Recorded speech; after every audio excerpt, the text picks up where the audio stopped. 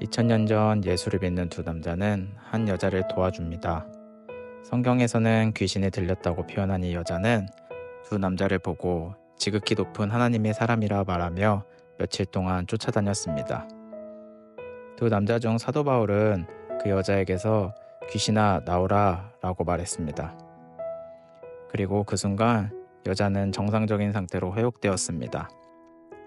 지금 이 시대에서는 이해하기 힘든 사건이지만 이 사건으로 여자의 어려운 삶이 나아졌다는 사실은 알 수 있습니다. 그러나 역설적이게도 어려움에 처한 사람을 도와준 두 남자는 매를 맞고 감옥에 갇히게 됩니다.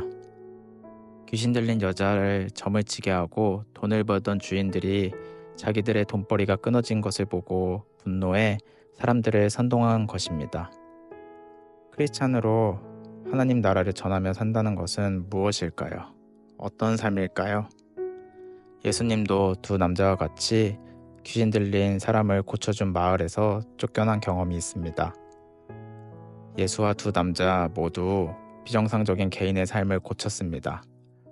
그러나 그 개인이 살고 있던 비정상적인 사회 속 사람들은 비정상이 유지해주는 안정적인 것처럼 보이는 상황이 깨지는 것을 견디지 못했습니다.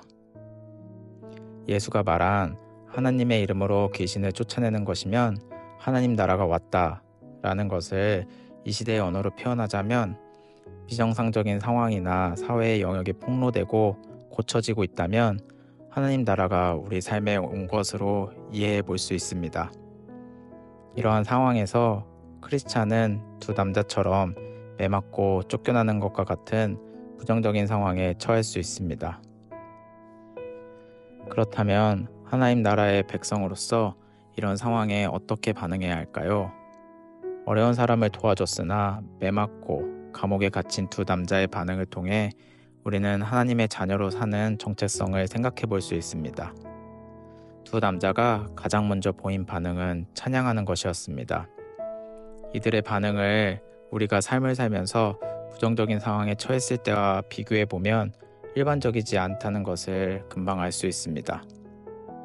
저는 억울하거나 이해되지 않는 상황에 처하면 가장 먼저 분노와 복수심 또는 무력감에 낙담하곤 합니다.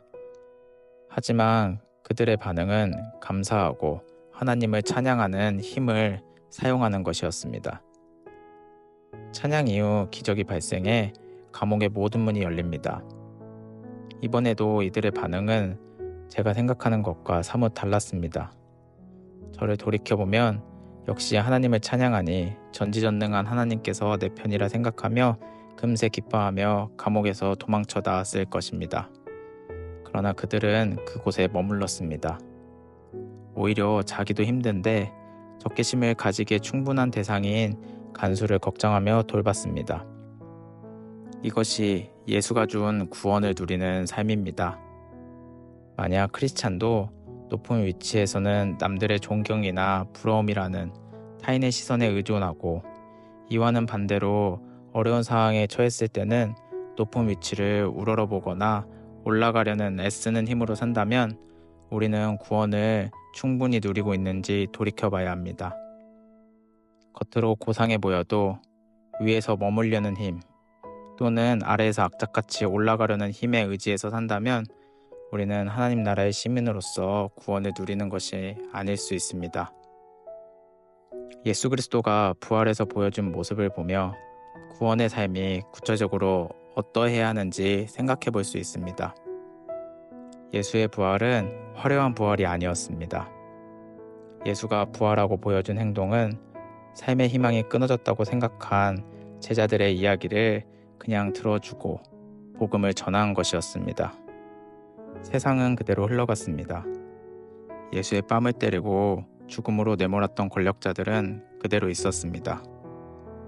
예수는 동네 한켠에서 소리 소문 없이 부활을 보여주었습니다. 달라진 것은 아무것도 없는데 예수만 달라졌습니다.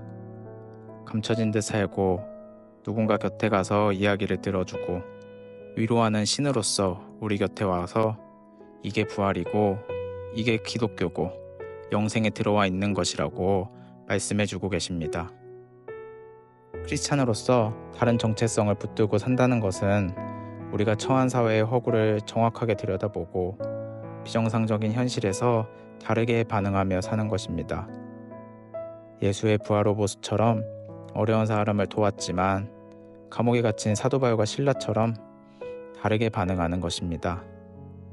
복음을 머리에 쌓고 이해하고 선택하는 차원을 넘어 그렇게 반응할 수 있는 힘에 의지하여 그 힘을 누리며 살아야 합니다. 우리는 그 힘을 잘 누리지 못합니다.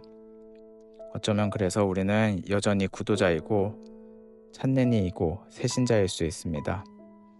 하루하루 살며 사도 바울의 고백처럼 내게 능력 주신 자 안에서 모든 상황에 하나님 나라 시민답게 살 수 있는 힘을 알고 누리며 우리의 삶이 얼마나 다양하고 풍요로울 수 있는지를 더 알아가야 합니다.